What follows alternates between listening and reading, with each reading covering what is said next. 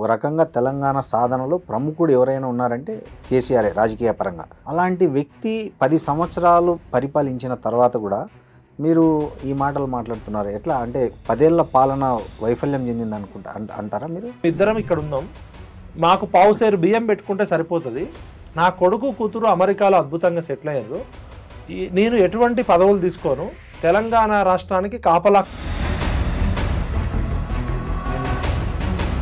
తెలంగాణ ప్రజలు ఇప్పటికే చాలా నష్టపోయారు కాబట్టి తెలంగాణ ప్రజల ఆత్మగౌరవం కోసం, తెలంగాణ ప్రజల స్వేచ్ఛ కోసం, స్వాతంత్రం కోసం నా ఊపిరి ఉన్నంత వరకు నేను కొట్లాడతా అని చెప్పి నమ్మించిండు.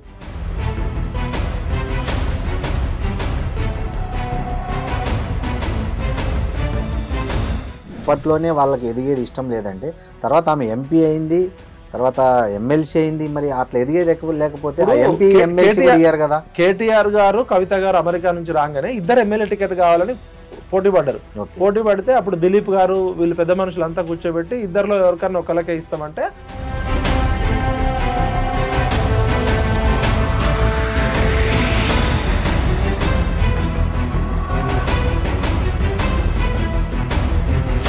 ఇప్పుడు కొడుకుని మంత్రి చేసిండు, కూతుర్ని ఎంపీ చేసిండు, మేనల్లుడు మంత్రి అయ్యిండు, ఆయనకి మందుగోళీలు ఇచ్చే సడకుడు కొడుకు సంతోష్రావు రాజ్యసభ అయ్యిండు. అంటే ఇప్పుడు ఈ మొత్తం వ్యవహారాన్ని అంతా వాళ్ళ సొంత ఎజెండా, సొంత ఆస్తుల పంపకంలో తేడా వచ్చినందుకు జరుగుతున్నది తప్ప ఇప్పుడు కూడా తెలంగాణ ప్రజలు, తెలంగాణ సమాజానికి సంబంధించిన గొడవ అయితే కాదు ఇది. వీళ్ళ ట్రాక్ రికార్డు 2001లో వీళ్ళ ఆస్తులేంది, 2004లో వీళ్ళ ఆస్తులేంది, తినడానికి తిండి లేని, సొంత ఇల్లు లేని వాళ్ళకి విల్లాలు, ఫామ్ హౌజులు.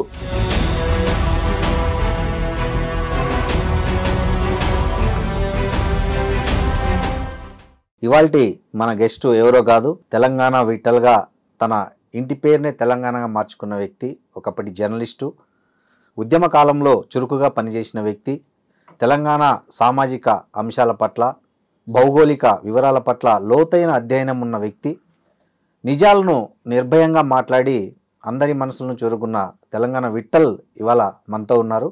నమస్తే సార్. నమస్కారం సార్. ఏం జరుగుతుంది విట్టల్ గారు? తెలంగాణ రాజకీయం చూస్తున్నారు కదా మీరు గత వారం 10 రోజులుగా. ముఖ్యంగా ఏం జరుగుతుంది తెలంగాణ రాజకీయాల్లో?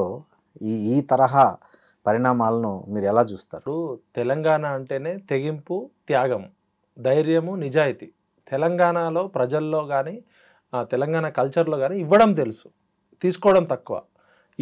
ఎంత ఇవ్వడం అంటే ప్రాణాలను సైతం 1200 మంది పిల్లలు తమ ప్రాణాలను కోల్పోతే వచ్చిన తెలంగాణ నేడు ఈ రాజకీయ నాయకులు కుటుంబ కలహాల మధ్య కుక్కలు చింపిన విస్తరలాగాయి 60 సంవత్సరాల పోరాటం చేసిందనే బాధతో తెలంగాణ వచ్చింది భౌగోళికంగా. కానీ తెలంగాణ అంటే స్వేచ్ఛ, స్వాతంత్రము, ఆత్మగౌరవము. మా ఉద్యోగాలు మాకు కావాలని మొదలైన ఉద్యమంలో రాజకీయ నాయకులకి, కొంతమంది పెత్తందారుల కుటుంబాలకి తప్ప నిరుద్యోగులకి, విద్యార్థులకి, అమరవీరుల కుటుంబాలకి, ఉద్యమకారులకి ఏమీ లాభం జరగలేదనే బాధతో ఇవాళ నేను ఆ మాట మాట్లాడాల్సి వస్తుంది. అంటే కేసీఆర్ తెలంగాణ ఉద్యమాన్ని బాగా ముందుకు నడిపించిన వ్యక్తి, ఒక రకంగా తెలంగాణ సాధనలో ప్రముఖుడు ఎవరైనా ఉన్నారంటే కేసీఆర్ రాజకీయ పరంగా. అలాంటి వ్యక్తి 10 సంవత్సరాలు పరిపాలించిన తర్వాత కూడా మీరు ఈ మాటలు మాట్లాడుతున్నారు. ఎట్లా అంటే 10 ఏళ్ల పాలన వైఫల్యం చెందింది అంటారా మీరు? కేసీఆర్ మీరు మంచి ప్రశ్న అడిగారు. టంకశాల అశోక్ గారు వార్తా పేపర్లో ఉద్యమం జరుగుతున్నప్పుడు ఒక ఆర్టికల్ రాశారు. ఓకే, తెలంగాణ సమాజము తన అస్తిత్వానికి, అస్మితకు, తెలంగాణ క్యారెక్టర్కి తగ్గ రాజకీయ నాయకత్వాన్ని ఎంచుకోవడంలో పదే విఫలమవుతుంది. 52 ముల్కీ ఉద్యమంలో ప్రజలు త్యాగాలు చేశారు, రాజకీయ నాయకులు బ్రోకర్లు అయ్యారు. 69 ఉద్యమంలో 379 మంది విద్యార్థులు ఆర్మీతో కొట్లాడి చనిపోయారు, 1000 మంది అడవుల్లోకి వెళ్ళారు. అప్పుడు చెన్నారెడ్డి గారు ఇందిరాగాంధీతో రాజీ పడ్డారు. అయితే కేసీఆర్ అనే పేరు ఇప్పుడు తెలుసు. 2001లో కరీంనగర్లో సింహగర్జన పెట్టినప్పుడు మే 17 ఆర్ మే 27 ఆయన అప్పటిదాకా దుబాయ్ చంద్రశేఖర్ అనే పేరుంది, ఆయన కేసీఆర్ అనే పేరు లేదు. ఒక బక్కపల్చని వ్యక్తి, ఆయన ఎవరో కూడా తెలియదు. ఆయన ఎన్టీఆర్ లాగా అందగాడు కాదు, రాముడు కాదు, కృష్ణుడు కాదు, ఆజాన్ బావుడు కాదు, స్వాతంత్ర సమరయోధుల కుటుంబం కాదు, అపర మేధావి కాదు. ఒక మామూలు బక్కపల్చని ఎమ్మెల్యే తెలంగాణ పేరుతో ఒక మీటింగ్ పెడితే లక్షల మంది ప్రజలు ఎందుకు వచ్చారంటే 69 తెలంగాణ ఉద్యమకారులు, ఈ లెఫ్ట్ పార్టీలు, తెలంగాణ ప్రజా సంఘాలంతా నిర్మించిన చైతన్యంతో ఆయన ఏమంటారంటే, నేను నా ముసల్ది, మియా और బీబీ, మేమిద్దరం ఇక్కడ ఉన్నాం, మాకు పావుసేరు బియ్యం పెట్టుకుంటే సరిపోతుంది, నా కొడుకు కూతురు అమెరికాలో అద్భుతంగా సెటిల్ అయ్యారు, నేను ఎటువంటి పదవులు తీసుకోను, తెలంగాణ రాష్ట్రానికి కాపలా కుక్కలాగా వాచ్ డాగ్ లాగా ఉంటా, తెలంగాణ ప్రజలు ఇప్పటికే చాలా నష్టపోయారు, కాబట్టి తెలంగాణ ప్రజల ఆత్మగౌరవం కోసం, తెలంగాణ ప్రజల స్వేచ్ఛ కోసం, స్వాతంత్రం కోసం నా ఊపిరి ఉన్నంత వరకు నేను కొట్లాడతా అని చెప్పి నమ్మించిండు. ఆయన ఏమంటాడంటే, ఈ పరిణామ క్రమంలో ఉద్యమ క్రమంలో నేనేమైనా పదవులు తీసుకుంటే నన్ను రాళ్లతో కొట్టి చంపండి అంటాడు, దళితుడిని ముఖ్యమంత్రి చేస్తా అంటాడు, నా కుటుంబ సభ్యులకు ఎటువంటి పదవులు లేనంటాడు. ఆ మాటలతోటి కేసీఆర్ గారు తెలంగాణ సమాజం ముందు అరే నేనేమైనా తప్పు చేస్తే నన్ను రాళ్లతో కొట్టి చంపమంటుండు, నా కుటుంబంలో ఎవరికి ఎటువంటి పదవులు తీసుకొని అంటుండు అని చెప్పి నమ్మించాడు. అయితే దురదృష్టవశాత్తు తెలంగాణ ప్రజల మంచితనాన్ని, అమాయకత్వాన్ని, ఆవేశాన్ని అడ్డం పెట్టుకొని 2001లో అట్లా మాట్లాడిన కేసీఆర్ 2004 ఎలక్షన్స్లో కాంగ్రెస్ పార్టీతో పొత్తు పెట్టుకొని తెలంగాణ రాకముందే కేంద్ర మంత్రి పదవి తీసుకున్నాడు. ఆ మంత్రి పదవి కూడా ఫస్ట్ షిప్పింగ్ శాఖ తీసుకున్నాడు. తెలంగాణలో సముద్రం లేవు, ఓడర్ రేవులు లేవు. మరి ఆ షిప్పింగ్ శాఖ వల్ల వాళ్ళు ఇచ్చినా కూడా ప్రయారిటీ తెలంగాణకు ఉపయోగపడాలి కదా. ఇప్పుడు ఓడర్ రేవులు, షిప్పింగ్ దేశంలో ఉంది, తర్వాత కార్మిక శాఖ మంత్రి అయితే అది వేరు. నేను ఏమంటున్నా అంటే అసలు ఎందుకు తీసుకోవాల్సి వచ్చింది అంటే, నువ్వు అన్నావు కదా ఎటువంటి మంత్రి పదవులు తీసుకోవాలని. మరి 2006-07లో హరీష్ రావు గారికి ఏమో ఎమ్మెల్యే కాకుండానే మంత్రి పదవి ఇచ్చిండు మేనల్లుడికి. 4 మంత్రి పదవులు తీసుకున్నారు, అదైపోయిందా. సెకండ్, నా కొడుకు కూతురు అమెరికాలో ఉన్నారు, వారు రాజకీయాల్లోకి రానని చెప్పిన కేసీఆర్ గారు కొడుకుని తీసుకొచ్చిండు, కూతురుని తీసుకొచ్చిండు. కొడుకుకేమో సిరిసిల్లలో కేకే మహేందర్ రెడ్డి అని మా అన్న ఉద్యమంలో తన జీవితం అంతా కోల్పోయి ఆస్తులు అమ్ముకొని ఎమ్మెల్యేగా గెలవబోతున్న కేకే మహేందర్ రెడ్డి గారి టికెట్ కొడుకుకి ఇచ్చాడు. అవును. కూతురుకేమో తెలంగాణ జాగృతి అనే సంస్థ పెట్టించిండు, తెలంగాణ బతుకమ్మ పేరుతో ఆమెను పాపులర్ చేసిండు. తర్వాత కొడుకును మంత్రి చేసిండు, కూతురుని ఎంపీ చేసిండు, మేనల్లుడు మంత్రి అయిండు. ఆయనకి మందుగోళీలు ఇచ్చే సడకుడు కొడుకు సంతోష్రావు రాజ్యసభ అయిండు, ఆయన బంధువు వినోద్ రావు ఎంపీ అయిండు. తెలంగాణ ప్రభుత్వం రాకముందు ఇన్ని పదవులు తీసుకున్నారు. తెలంగాణ ప్రభుత్వం వచ్చినాక మొత్తం 17 మంత్రి పదవులు ముఖ్యమంత్రితో ఉంటే కేసీఆర్ గారు ముఖ్యమంత్రి, కేసీఆర్ గారి కొడుకు మంత్రి కేటీఆర్ గారు, కేసీఆర్ గారి మేనల్లుడు హరీష్ రావు గారు మంత్రి, ముగ్గురు. వాళ్ళ బంధువు దయాకర్ రావు గారు మంత్రి, జూపల్లి కృష్ణారావు గారు వెలమ సామాజిక వర్గం. ఉన్న 17లో 0.1% ఉన్న వెలమ దొరలకి 5 మంత్రి పదవులు ఇచ్చిండు, 6 రెడ్లకి పదవులు ఇచ్చిండు, అంటే 11. 50 to 60% ఉన్న బీసీలకి సరైన ప్రాతినిధ్యం ఇవ్వలే, మహిళలకు 1 మంత్రి పదవి కూడా ఇవ్వలే. 5% ఉన్న రెడ్లకి 6 మంత్రి పదవులు ఇచ్చిండు. 0.1% ఉన్న వెలమ దొరలకి ఆయన కొడుకు, ఆయన కూతురు, ఆయన మేనల్లుడితో పాటు ఇంకో 2 వెలమ దొరలకి ఇచ్చి 5 మంత్రి పదవులు ఇచ్చిండు. మరి అప్పుడు సామాజిక తెలంగాణ అనే అంశం మీకు ఎందుకు గుర్తురాలే కవితక్క? ఆ రోజు తెలంగాణ అనేది ఎస్సీ ఎస్టీ బీసీలు ఎక్కువ మంది ఉన్నారు. శ్రీకృష్ణ కమిషన్ రిపోర్ట్లో స్పష్టంగా చెప్పింది, ఇక్కడ ఉన్న వెలమదొరలు, ఇక్కడ ఉన్న రెడ్డి పెత్తందారుల చేతిలో మెజారిటీ ఎస్సీ ఎస్టీ బీసీ ప్రజలు పేదోళ్ళు ఉన్నారు. తెలంగాణ ఏర్పడితే డీసెంట్రలైజ్ చేసేది, కింది కులాలకు కూడా పాలనలో భాగస్వామ్యం వస్తుందని చెప్పింది.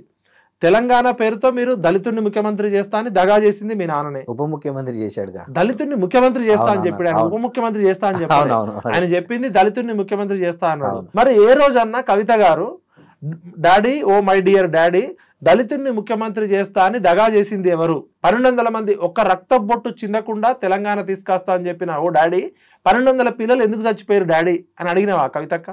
ఆమెకు పదవి ఉంది కదా. ఇప్పుడు పదవులు ఉన్నప్పుడు పెదాలు మూసుకుంటారు. ఇప్పుడు శ్రీశ్రీ గారు ఏమంటారు, ప్రపంచం దుఃఖం అంతా శ్రీశ్రీ గారి దుఃఖం, కృష్ణశాస్త్రి గారి బాధ అంతా ప్రపంచ బాధ అన్నట్టు.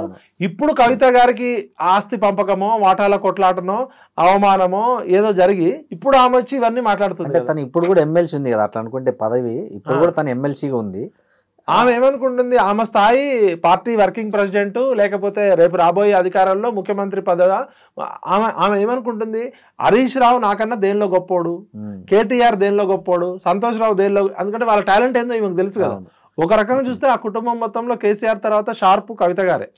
ఆమె సొంతంగా తెలంగాణ జాగృతి పెట్టుకొని బతుకమ్మని ఆమె స్వయం కృషితోటి ఎదిగింది. ఇప్పుడు ఏ మాటకు ఆ మాట చెప్పాలి. ఆమె 2006-07లో నాకు పరిచయం అయినప్పుడు ఒక టీవీ ఛానల్ పేపర్ పెడతా అని చెప్పి నా దగ్గరకు వచ్చినప్పుడు ఆమె ఒక ప్రయోగం చేసినప్పుడు కొన్నేళ్లకే తుమ్మేటి రఘుత్తం రెడ్డి గారిని ఒక ఎడిటర్ ఉండే, మన అల్లం నారాయణ గారి బ్రదర్ అల్లం రాజయ్య గారు గౌరవ సలహాదారులు గారు ఉండే, కొంతమంది టీం తోటి మేము ఒక తెలంగాణ టుడే అనే పేపర్ నా పేరుతోటే ఉండే. ఆమె పెట్టుబడి పెట్టింది. ఒక 2-3 నెలలు కాగానే కవిత గారు పిలిచి కళ్ళెమ్మటి నీళ్లు పెట్టుకొని మా మెయిన్ అకౌంట్ నుంచి నాకు లింక్ కట్ చేసిర్రు, ఈ మీడియా ప్రాజెక్ట్ ఆపేయమంటున్నారు. ఎవరు ఆపేయమన్నారంట? వాళ్ళ కుటుంబ సభ్యులు, వాళ్ళ నాన్న, వాళ్ళ అన్న, వాళ్ళ బావ. అంటే ఎందుకు అంటే ఆమె ఎదగడం వాళ్ళకి ఇష్టం లేదు. ఓకే, ఇది ఇప్పుడు కవిత గారి కన్నీళ్లు నిన్న పెట్టిన కన్నీళ్లు కాదు, 2006-7లోనే కన్నీళ్లు ఉన్నాయి. మరి వాళ్ళే తర్వాత అంతఃపురంలో కొట్లాటలు ఎట్లుంటాయంటే బయటపడే కొద్దిగానే ఉంటాయి, లోపల జరిగే. ఇప్పుడు సమాజంలో జరిగే సంఘర్షణ వాటాల కొట్లాట, ఈ రాజరికంలో లేకపోతే అధికారము డబ్బుల కోసం కొట్లాట ఉంటది. ఇప్పుడు జనరల్ గా మనది పురుషాధిక్య సమాజం, మనం ఎంత అన్నా కూడా మహిళలకి ఇంకా సాధికారత రాలే. అది అట్లాంటిది ఒక వెలమ దొరలు, ఫ్యూడల్ వెలమ దొరలు నియంతలాగా ఉన్న కేసీఆర్ కుటుంబంలో కూతురులాగా కాకుండా మహిళని మహిళగా కాకుండా వివక్ష ఉంది.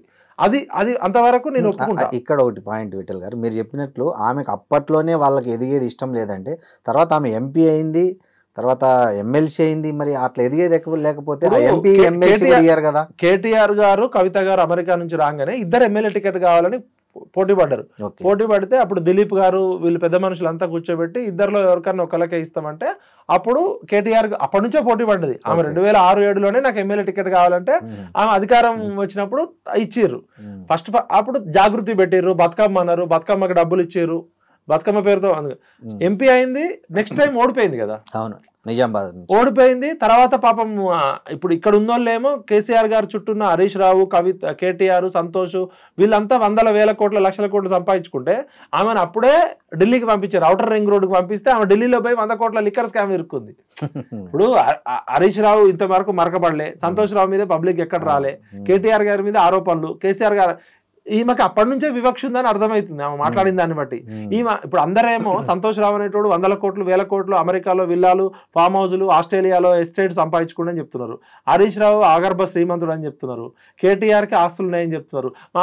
ఈమె బాధ ఏంటంటే నాకు అప్పటి నుంచి మా నాన్న ముఖ్యమంత్రి అయినా కూడా నాకు పెత్తనం ఇయ్యలే, నా పేరు నేను చెప్పింది ఏమి నడవలే, నా పైరవీలు నడవలే కాబట్టి ఆమె పాపం ఢిల్లీ పోయి లిక్కర్ స్కామ్ లో పోయి తెలంగాణ ఇజ్జత్ తీసింది, ఆమె ఇజ్జత్ పోగొట్టుకుంది. పాపం ఇక్కడ అవకాశం లేదు, ఆ వివక్షతో అక్కడికి పోయింది, ఇరుక్కుందో ఇరికించిందో, ఆమె కావాలని చేసిందో, సిబిఐ తిహార్ జైల్లో ఏం జరిగిందో అదంతా మనకు తెలుసు. అంటే ఇక్కడ ఆమె మీద ఇప్పుడు ఇంతకుముందు ప్రభుత్వంలో ఉన్నప్పుడు ఆమె చాలా ప్రియారిటీ ఉండేది, మీకు తెలుసు. ఎక్కడికి పోయినా నాయకులు కానీ కార్యకర్తలు కానీ క్యాడర్ అంతా కూడా ఆమెకు బ్రహ్మరథం పట్టేవాళ్ళు. సో అట్లాంటి ఆమెను అంటే డబ్బు సంపాదించుకోకుండా నిరోధించే అంటే చాలా పనులు ఏమి చెప్తే జరిగాయని కూడా అంటారు కదా మిగతా పార్టీలు. అంటే లోపల ఏం జరిగిందో పక్కకు పెడితే మనకి నిన్న కవిత గారు చెప్పిన దాన్ని బట్టి అర్థం చేసుకోవాలి. బిట్వీన్ ద లైన్స్ అంటే పేరుకు నేను కేసీఆర్ కూతురునే తప్ప ఆమె ఎవరితో పోల్చుకుంటుంది? హరీష్ రావు, సంతోష్ రావు, కేటీఆర్ తో పోలిస్తే నాకు వివక్ష జరిగింది. ఈ దొంగ కొడుకులు ఒక్కొక్కడు 1000 కోట్లు 100 కోట్లు సంపాదించుకున్నారు. మా నాన్న దేవుడే, మా నాన్న చుట్టూ దయ్యాలున్నాయని చెప్తుంది. నేను మా నాన్నగారికి రాసిన లెటరు, వ్యక్తిగతంగా రాసిన లెటరు లీక్ ఎట్లయింది, ఆ లీక్ వీరులు ఎవరని అడిగింది. దానికి అవతల నుంచి కేటీఆర్ వైపు నుంచి బీఆర్ఎస్ నుంచి ఏమన్నారు, మా పార్టీలో కూడా కొంతమంది కాంగ్రెస్ కోవర్ట్లు ఉన్నారని ఇండైరెక్ట్ గా కవిత వెనకాల రేవంత్ రెడ్డి గారు ఉన్నారని చెప్పిండు. అన్నారు కేటీఆర్, మా కుటుంబ సభ్యులే అన్నారు. ఇంకా చెప్పాలంటే కోవర్ట్లు ఉన్నారు అన్నాడు. కవితని చెప్పాలంటే మా కుటుంబ సభ్యుల్లోనే ఉన్నారని కేటీఆర్ స్పష్టంగా చెప్పాడు. ఆయన డైరెక్ట్ గా కవితని రేవంత్ రెడ్డి ఆడిస్తున్నాడు, ఈమె తోలుబొమ్మ అని చెప్పిండు.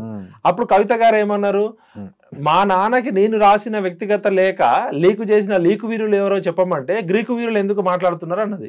ఒక ఆయన నల్లగొండ జిల్లా ఆయన 3 అడుగులు ఉండే లిల్లిపుట్టు ఆయన కూడా మాట్లాడుతుండు, ఆయనకేం తెలుసు అది ఇదని మాట్లాడింది. ఆయన ఏమన్నాడు, నువ్వు 2001లో ఎక్కడున్నావు నేను ఉద్యమాలు చేసినప్పుడు? జగదీశ్వర్ రెడ్డి గారు ధీటుగా సమాధానం చెప్పారు. సెకండ్ అది అయిపోయింది. జగదీశ్వర్ రెడ్డి గారిని లిల్లిపుట్ అన్నది, వాళ్ళ అన్నని గ్రీకు వీరుడు అన్నది, వాళ్ళ ఇంకో అన్నని లీకు వీరుడు అన్నది. తర్వాత ఏమన్నది, కార్తీక్ రెడ్డి గారిని నువ్వు పెద్దవాళ్ళ మధ్యలో నువ్వెందుకు వస్తున్నావు బాబు, చిన్న బాబు, నువ్వు లాలీపాప్ చీక్కుంటా కూసకుండా పిప్పర్మెంట్ తినే వయసు నీది, నువ్వు పెద్దవాళ్ళ గొడవలోకి రాగానే కార్తీక్ రెడ్డిని అన్నది. ఇది అయిపోయినాక వాళ్ళ నాన్నని మాత్రం దేవుడు అన్నది. ఈ దయ్యాల పేర్లు చెప్పలే. సెకండ్ వచ్చేసి లేటెస్ట్ గా ఏమన్నది, లిల్లిపుట్టు 3 అడుగుల లిల్లిపుట్టు అని అవమానించి ఇప్పుడు 6 అడుగుల బుల్లెట్ ఉంది కదా, ఆయన అసలు దొంగ మా దొంగ బావ హరీష్ రావు. ఈ తన్నీరు హరీష్ రావు అనేటోడు పైకి కనపడతాడు, ట్రబుల్ షూటరు, లోపల వీడు పెద్ద బబుల్ షూటరు, వీడిని పట్టుకొని తనండి, తన్నీరు హరీష్ రావు అనే మా దొంగ బావని పట్టుకొని తనండి అని చెప్తుంది. మా ఇంకో అన్న రాజ్యసభ సభ్యుడు ఉన్నాడు, గోళీలు అందించే గోళీరావు ఉన్నాడు కదా, ఈయన ఇప్పుడు కేసీఆర్ అనేట ఆయన ఒక మోనార్కు, ఒక కోనార్కు, ఒక సీతయ్య టైపు. ఒకసారి కవిత గారితో నేను మాట్లాడుతూ కవిత గారు చెప్తుండే, మా నాన్న సీతయ్య టైపు, ఎవరి మాట వినరు అన్నది. కొన్ని రోజులు అయినాక సీతయ్య మాట కూడా ఎవరు వినరు అన్న. ఇవాళ కేసీఆర్ అనేట ఆయన తెలంగాణ సమాజంలో ఒక బాహుబలి లాగా 4 కోట్ల మందికి నాయకుడు ఉన్న కేసీఆర్ గారిని ఒక హరీష్ రావు ఒక సంతోష్ రావు చేతిలో బందీ అయిపోయిందంటే కేసీఆర్ గారు డమ్మీ అయిపోయిందని చెప్తుందా కవిత, లేదా కేసీఆర్ గారికి ఏం తెలియదని చెప్తుందా? కేసీఆర్ ను వాళ్ళు మభ్య పెడుతున్నారు అని చెప్తుంది, వాస్తవాలు తెలియకుండా. అంటే మరి ఇన్ని రోజులు మభ్య పెడితే మభ్య పడేటోడు ఈయనేం నాయకుడు అవుతాడు? ఈయన డమ్మి నాయకుడే కదా. ఇప్పుడు 4 కోట్ల ప్రజలకి ఒక బాహుబలి లాగున్న కేసీఆర్ ఉట్టి పైకి ఏదో మన ఆలీ ఈయనక ఏదో సినిమాలో బెలూన్లు పెట్టుకొని 6 ప్యాక్ కనబడ్డట్టు మా నాన్న డమ్మి, మా నాన్న హరీష్ రావు చేతిలో తోలుబొమ్మ అయిపోయాడు. కేసీఆర్ గారు ఒకళ్ళు చెప్తే వినే టైపా? ఆయన సొంత భార్య చెప్తేనే వినడు. కవిత గారు చెప్పారు మా నాన్న ఎవరు చెప్పి అయినాడు, ఆయనకు నచ్చింది చేస్తాడు. 6 గంటల తర్వాత మా నాన్న రూమ్ లోకి పోవాలంటేనే మేము భయపడతాం అంటారు. ఇప్పటికి కూడా ఇన్నయ్య గారు చాలా సార్లు చెప్తారు, కేటీఆర్ అయినా కేసీఆర్ అయినా హరీష్ అయినా సంతోష్ అయినా కేసీఆర్ గారు చెప్పింది చేయాల్సిందే తప్ప ఆయనని ఇన్ఫ్లుయెన్స్ చేసే దశలో ఉన్నారని అనుకుంటే మరి కేసీఆర్ గారు 10 సంవత్సరాలు ముఖ్యమంత్రిగా ఉండి హరీష్ రావు సంతోష్ రావు పెత్తనం చేసిందంటే ఆమె చెప్పింది ఒక విషయమే. మరి కేసీఆర్ గారిని బందీ చేసి ఇంకా ఎన్ని వేల కోట్ల ఎన్ని లక్షల కోట్ల స్కాములు చేసారో అవన్నీ బయట పెట్టాలంటున్నా. ఇవాళ సిబిఐ కానీ ఏసీబీ కానీ ఫస్ట్ ఎంక్వైరీ చేయాల్సింది కవిత గారిని. కవిత గారు స్పష్టమైన ఆరోపణలు చేశారు.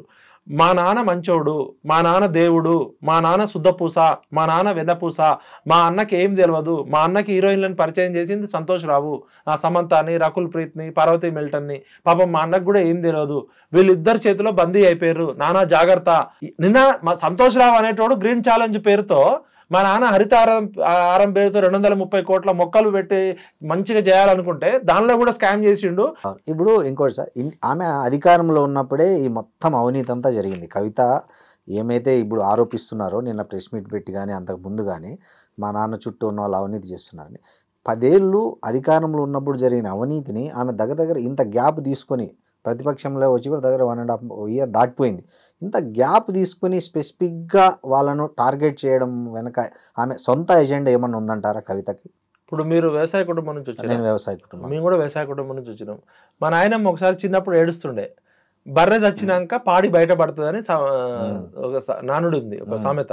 ఇప్పుడు బర్రె ఉన్నప్పుడు మీ బర్రె ఎన్ని లీటర్లు పాలు ఇస్తుంది అంటే అది 4 లీటర్లు ఇస్తే 2 లీటర్లే అని చెప్తారు, సాయంత్రం 1 లీటర్. అయితే బర్రె చచ్చిపోయాక కూర్చొని ఆయన ఏడుస్తుంటది, ఓ ఈ బర్రె ఎంత మంచి బర్రె, పాడి బర్రె, ఇది పొద్దున 4 లీటర్లు సాయంత్రం 4 లీటర్లు ఇచ్చేదని ఏడుస్తుంది. ఎప్పుడైనా రాజకీయ పార్టీలలో అధికారం ఉన్నప్పుడు బయటకు రావు, అధికారం కోల్పోయినాక ఈ పాపపు సొమ్ము తినేయన్ని అది పాపపు సొమ్ము తిన్నోళ్ళకి ఉండే స్వభావము. ఇప్పుడు నరం మీద పుండుంది అనుకో, అది సలసల ఆగుతుంటది. నరం మీద పుండున్న మనిషి ఒక దగ్గర కూర్చోలేడు. కవిత గారికి తెలంగాణ సమాజం ఇప్పటికైనా కృతజ్ఞత చెప్పాలి. ఆమె చాలా విచిత్రమైన విషయాలు చెప్పింది. నవీన్ రావు అనే ఒక ఎమ్మెల్సీ వాడు మొత్తం తెలంగాణ హైదరాబాద్ చుట్టూన్న భూములు మింగిన భూబకాసుడు అని చెప్పింది.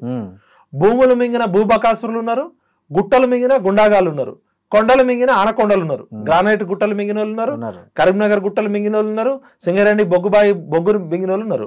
ఆమె ఒక నవీన్ రావు పేరు చెప్పింది. పోచంపల్లి శ్రీనివాసరెడ్డి అనే ఎమ్మెల్సీ 100 కోట్ల 1000 కోట్ల విల్లాలు కట్టుకుంటున్నాడు, తినడానికి గతి లేని ఒక మధ్యతరగతి కుటుంబం నుంచి వచ్చినోడు ఇలా శ్రీమంతుడు అయిపోయాడు, ఆగర్భ శ్రీమంతుడు. ఎక్కడో మెగా శ్రీనివాసరెడ్డితో కలిసి మోకిల్లాలో 750 కోట్ల విల్లాలు చేస్తాడని చెప్పాలా. రేపొద్దున కవితక్క ఆ విల్లాల దగ్గర కూర్చొని అన్ని అమరవీరుల కుటుంబాలకు పంచాలని చెప్పాలా. ఆ 750 విల్లాలు ఒక్కొక్క విల్లా ఒక్కొక్క అమరవీరుల కుటుంబాలకి పంచమని అమర దిశ కూర్చోవాలి. నేను కూడా అక్కడికి వస్తా, తెలంగాణ ఉద్యమకారులంతా అక్కడికి పోదాం. కవితక్కని నేను డిమాండ్ చేస్తున్నా, అక్క పోచంపల్లి శ్రీనివాసరెడ్డి అనేటోడు అక్రమంగా సంపాదించిన విల్లాలు ఏమవుతున్నాయో అవన్నీ ఉద్యమకారుల కుటుంబాలకు పంచుదాం రా. అదే విధంగా ఆమె ఏమన్నది, ఆయన పల్లా రాజేశ్వర రెడ్డి నాకు చెప్పిండు చాలా విషయాలు అని చెప్పింది. ఇంకోటి కోట్ చేశారు. అదే విధంగా టిఆర్ఎస్ అధికారంలో ఉన్నప్పుడు బీఆర్ఎస్ అధికారం ఉన్న 10 ఏళ్లలో ప్రజల సొమ్ము పందికొక్కులాగా మింగిరని చెప్పారు. ఆమె ఇంకేమన్నది, నేరేళ్లలో దళితుల్ని ఇసుక లారీలతో తొక్కిచ్చిర్రు, దానికి అడ్డుకున్న నేరేళ్ల బాధితుల్ని ఎస్సీ ఎస్టీ బీసీ పేద వాళ్ళని 8 మందిని 3rd డిగ్రీ పెట్టి ఒక ఐపీఎస్ ఆఫీసర్ తోటి కరెంటు షాకులు పెట్టి వాళ్ళ ప్రైవేట్ పార్ట్స్ లలో కూడా ఇబ్బంది పెట్టి వాళ్ళని సంసారానికి పనికి రాకుండా చేశారని మీరా కుమార్ కూడా వచ్చింది. మరి అప్పుడే కవితక్క చెప్పొచ్చు కదా. ఇప్పుడు ఏమంటుంది, అది కేటీఆర్ అకౌంట్ లో వేసిండు, సంతోష్ రావు ముఖ్యమంత్రి ఆఫీస్ నుంచి ఫోన్లు చేసి పోలీసు వాళ్ళతో కొట్టించిండు అని చెప్పింది. మరి ఆ విషయం అప్పుడే చెప్పొచ్చు కదా. ఇప్పుడు మీ అన్న పేరు వచ్చినందుకు నువ్వు బాధపడుతున్నావా, నేరెళ్ళ బాధితుల బాధపడుతున్నావా? నువ్వు నిజంగా ఒక నాయకురాలైతే నేరెళ్ళ బాధితులకు అన్యాయం జరిగింది వాళ్ళని ఎప్పుడన్నా పరామర్శించినవా? పాపం మీకు అన్యాయం జరిగింది, చేసింది మా అన్న కాదు, ఆ సంతోష్ రావు అనే దుర్మార్గుడు, దా పోరాడడం దాని ఇప్పుడు అని అన్నవా? అంటే నీకు అన్యాయం జరిగితే తెలంగాణకు అన్యాయం జరిగినట్టు. 1200 మంది అమరవీరుల కుటుంబాలు ఎప్పుడు సందర్శించలేను. ఆర్టీసీ కార్మికులు 100 రోజులు స్ట్రైక్ జరిగితే 50 మంది చచ్చిపోయారు, ఏ రోజు పోలే మీరు మీ కుటుంబ సభ్యులు. ఇంటర్మీడియట్ పిల్లలు 32 మంది, మీ అన్న మీరు గ్లోబెరీనా అనే కంపెనీ చేసిన అక్రమాల వల్ల 32 మంది టీనేజ్ పిల్లలు చచ్చిపోయారు. నీకు కూడా కొడుకులు ఉన్నారు, కేటీఆర్ కూడా కొడుకు కూతురున్నారు, అదే ఏజ్ పిల్లలు. మరి 32 మంది ఇంటర్మీడియట్ పిల్లలు చచ్చిపోయినప్పుడు రాలే మీకు, ఆర్టీసీ కార్మికులు చచ్చిపోయినప్పుడు మీకు రాలే, చాలా మంది మహిళలని గిరిజన మహిళల్ని గ్యాంగ్ రేప్ చేసి చచ్చినప్పుడు రాలే. అంటే తెలంగాణ ప్రజల బాధ మీకు పట్టదు. అప్పుడు బంగారు తెలంగాణ, సువర్ణ తెలంగాణ, బతుకమ్మ తెలంగాణ. ఇప్పుడు నీకు ఎప్పుడైతే నీ ఇంట్లో నిన్ను పక్కకు పెట్టినప్పుడు అప్పుడు ఇవన్నీ గుర్తొచ్చినాయి. పదవులు ఉన్నప్పుడు పెదవులు ఎందుకు మూసుకున్నావు కవిత అని అడుగుతున్నా. ఇప్పటికైనా కవిత గారిని రిక్వెస్ట్ చేస్తున్నా, అక్క నీకు చిత్తశుద్ధి ఉంటే నువ్వు మనం కలిసి పనిచేసినాం, నా మిత్రురాలివి, నేను శ్రేయభిలాషి. నేను ఏమంటున్నా అంటే ఆ 1200 కోట్లు టీఆర్ఎస్ పార్టీ అకౌంట్ లో ఉన్నాయి కదా, అవి రాత్రికి రాత్రి అది తెలంగాణ ప్రజలు తమ రక్త మాంసాలతోటి ప్రజలు ఇచ్చిన ఆస్తి. ప్రతి ఊర్లో తెలంగాణ రాష్ట్ర సమితి బిల్డింగ్లు ఉన్నాయి, అవన్నీ కూడా తెలంగాణ ఉద్యమకారులకు పంచుదాం. ఆ TRS party second richest party కదా, టిఆర్ఎస్ పార్టీని బిఆర్ఎస్ పార్టీగా మార్చే హక్కు మీ నాన్నకు కూడా లేదు.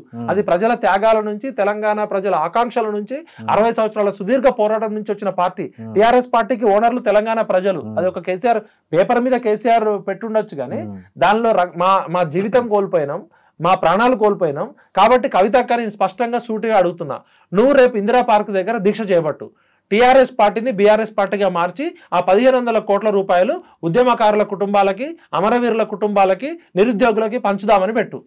రేపటి నుంచి లిస్టు స్టార్ట్ చేయి. ఈ 10 సంవత్సరాలు ఎవరెవరైతే పందికొక్కులాగా తిన్నారో, ఈ భూములు మింగిన భూబకాసురుల లిస్టు, కొండలు మింగిన ఆనకొండల లిస్టు, గుట్టలు మింగిన గుండాగాల లిస్టు, తెలంగాణ బడ్జెట్ 30 లక్షల కోట్లు ఈ 10 సంవత్సరాల్లో ఎవరెవరు తిన్నారో వాళ్ళందరూ లిస్టు పెట్టు.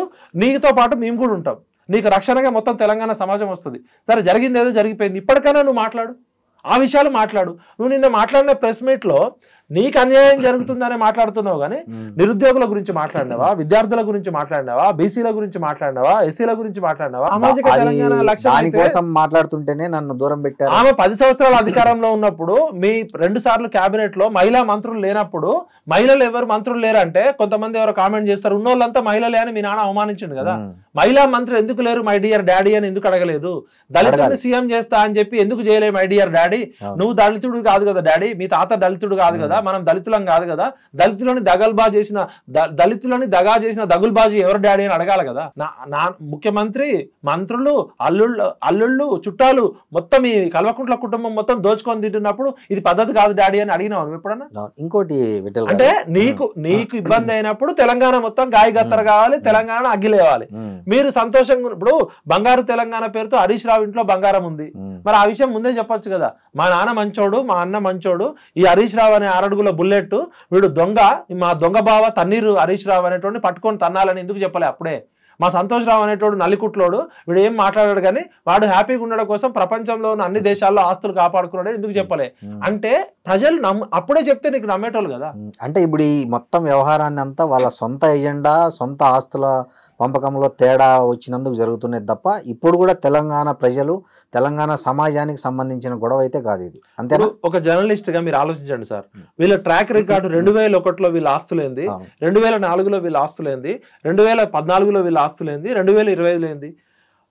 బతకడానికి బ్యూటీ పార్లర్లు పెట్టుకున్న వాళ్ళకి బుర్జ్ ఖలీఫాలో బిల్డింగ్లు ఎట్లా వచ్చినాయి? తినడానికి తిండి లేని, సొంత ఇల్లు లేని వాళ్ళకి విల్లాలు, ఫామ్ హౌజులు, ఎస్టేట్లు అమెరికాలో, ఆస్ట్రేలియాలో, ప్రపంచ దేశాలలో ఎక్కడి నుంచి వచ్చినాయి?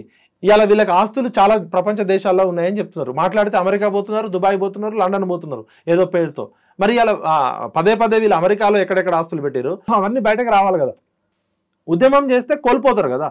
ఉద్యమం అంటే త్యాగం, ఉద్యమం అంటే ధైర్యం, ఉద్యమం అంటే నిజాయితీ, ఉద్యమం అంటే ఇవ్వడం కదా. మరి మొత్తం ప్రపంచ చరిత్రలో ఉద్యమాలు చేసిన నాయకుల కుటుంబాలు ఆరిపోయినాయి, మీ ఒక్క కుటుంబం మాత్రం ఉద్యమం పేరుతో తెలంగాణ రాకముందే ఆస్తులు వచ్చినాయి.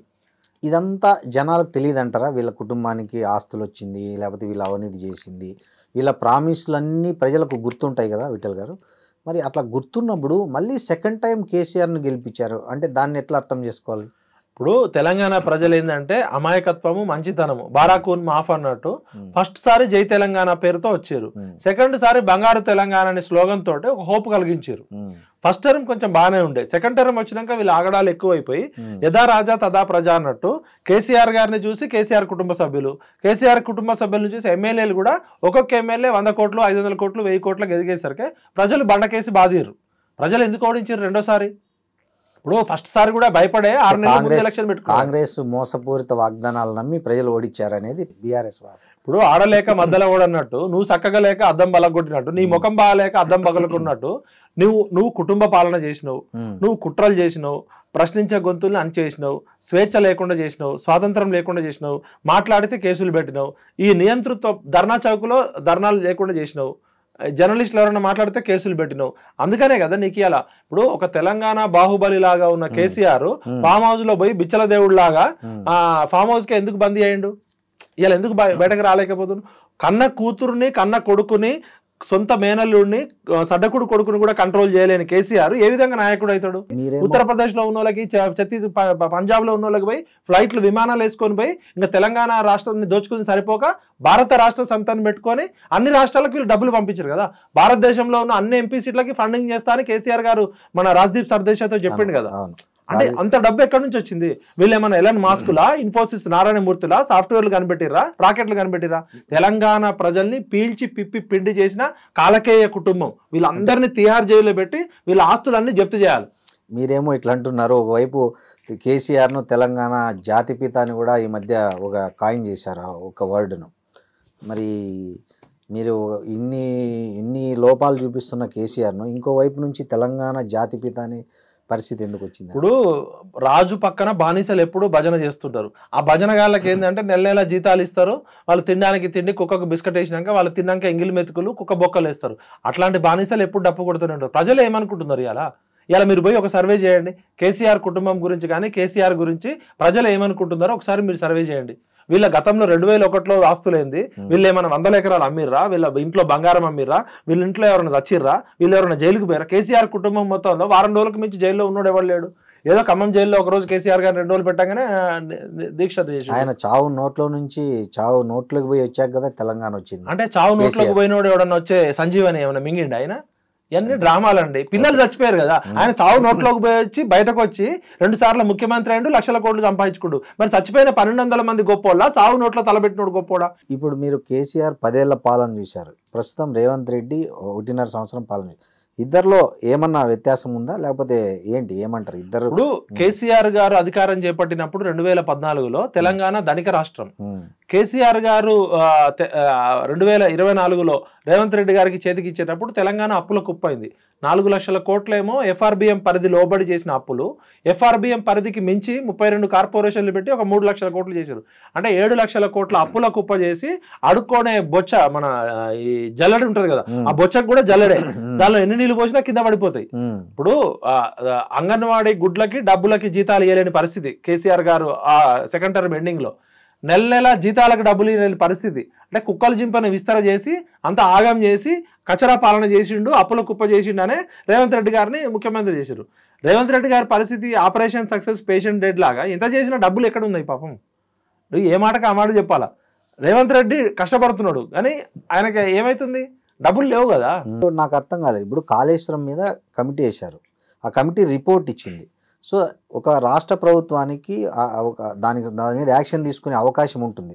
అయినా కూడా రేవంత్ రెడ్డి గారు కాళేశ్వరం మీద సిబిఐకి వెళ్ళడం అంటే, ఒకవైపు మనం చూస్తున్నాం రోజు వాళ్ళ పార్టీ రాహుల్ గాంధీ గారు ప్రతిరోజు మాట్లాడుతున్నారు, సిబిఐ కానీ ఈడీ కానీ ఈసీ కానీ అన్నీ కేంద్రం చేతిలో కీలుబొమ్మలు అని చెప్పి ఆయన ఒకవైపు చెప్తున్న ఈ సందర్భంలో మరి రేవంత్ రెడ్డి కాంగ్రెస్ ముఖ్యమంత్రిగా ఉంటూ ఈ కాళేశ్వరం కేసును సిబిఐకి అప్పగించడం అంటే దాన్ని ఎట్లా అర్థం చేసుకోవాలి? సింపుల్ ఎగ్జాంపుల్ సార్, నేను ఒక జిల్లా ఎస్పీని, మీరు ఒక జిల్లా ఎస్పీ, నేను ఖమ్మం జిల్లా ఎస్పీని, మీరు పక్కన ఉన్న ఆంధ్రప్రదేశ్లో ఉన్న విజయవాడ ఎస్పీ అనుకుందాం, కృష్ణా జిల్లా ఎస్పీ అనుకుందాం.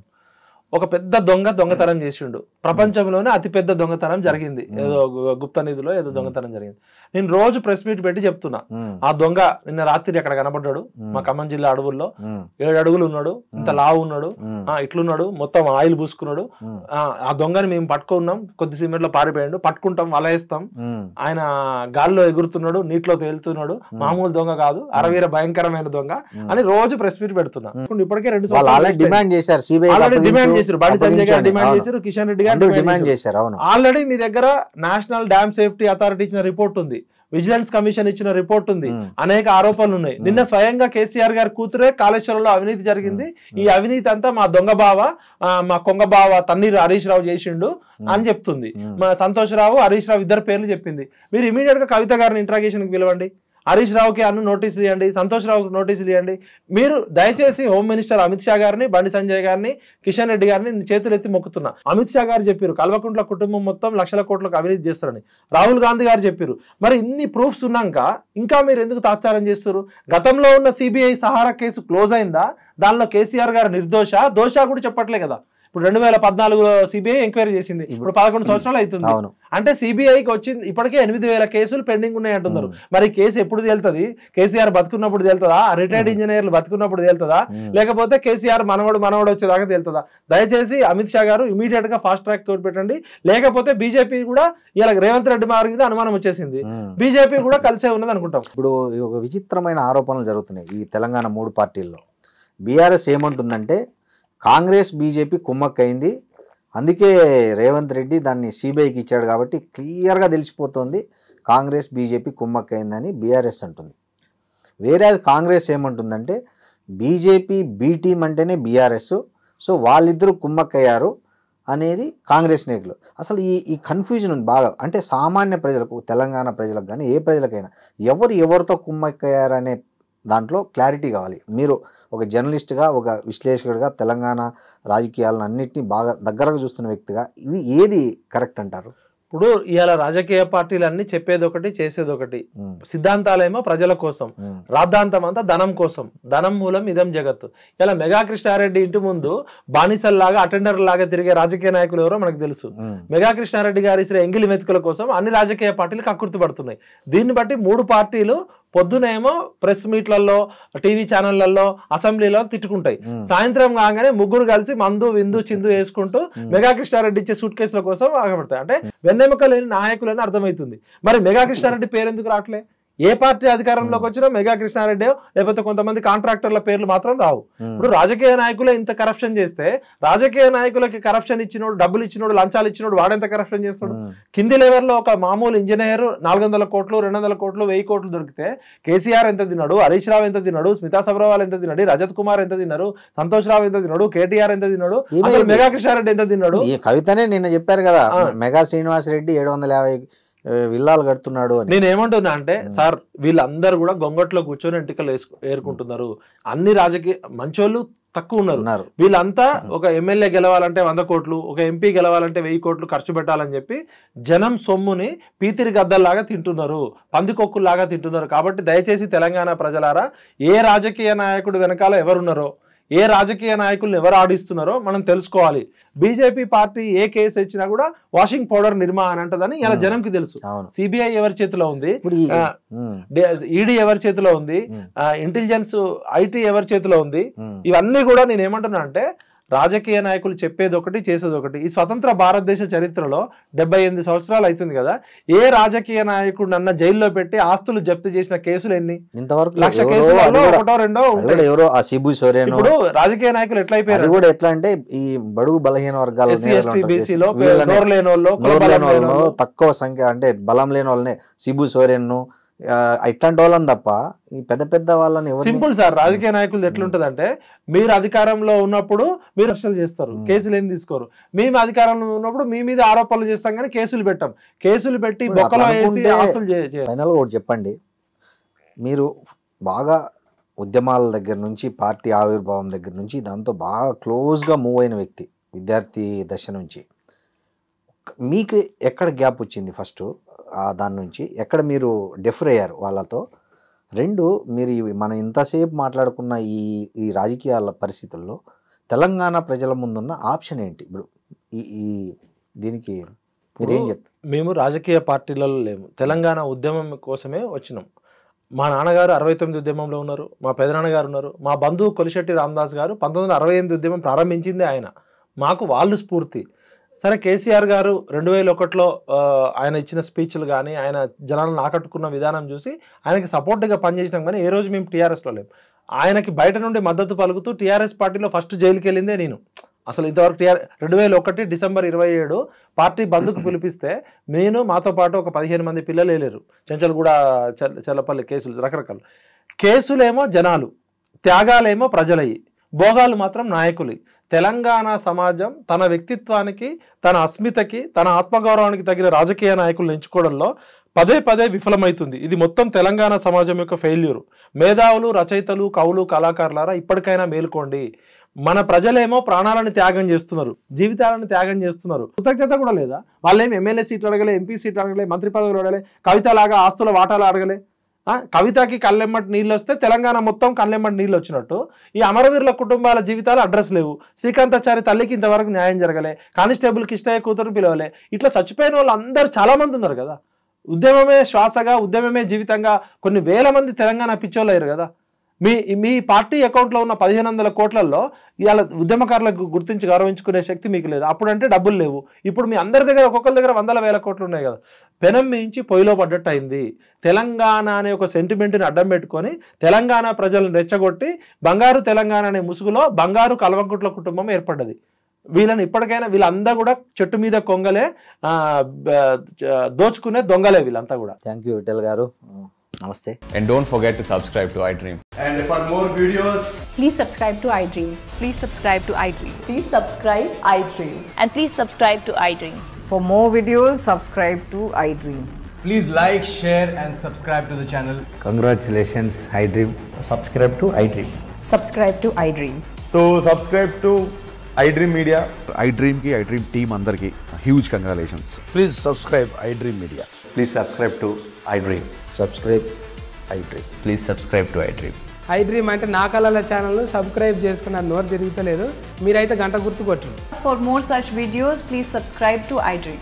Subscribe to iDream. Please subscribe to iDream. Please subscribe iDream Media. Please do subscribe to iDream. Please subscribe to iDream Media. For best entertainment and information, please subscribe iDream.